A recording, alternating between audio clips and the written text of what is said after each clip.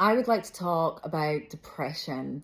Now, I am strongly of the view that there are many different types of depression. I think depression is quite vast and complex in terms of what causes it and why our body responds in this way. But I would like to focus on long term, always feeling sad and you don't know why depression, rather than depression that is triggered by a capitalist event like a divorce. So I am afraid to say it all starts in childhood.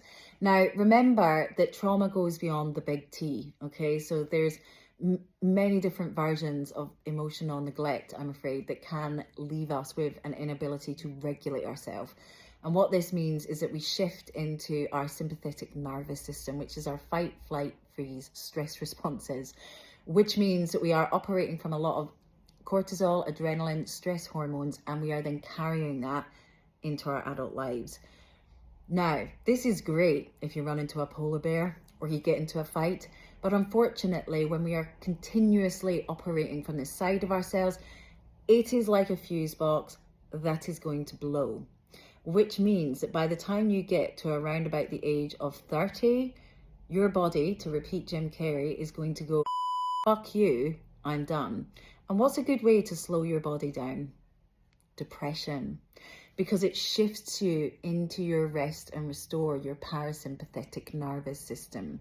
Now, many people may well ignore the signals of their body, seek out their coping mechanisms, uppers, stimulants, working, going against the grain. I wouldn't suggest you do that. For those of you that are going through chronic depression, I am afraid to say this is the type of depression that can take years, but there is good news. This is a profound form of healing that you're going through. And I know that it doesn't feel like that when you are miserable all the time, but that is because you are in a very grounded, sobering reality. There are many psychologists and philosophers that have names for this type of depression. Dark night of the soul, anybody?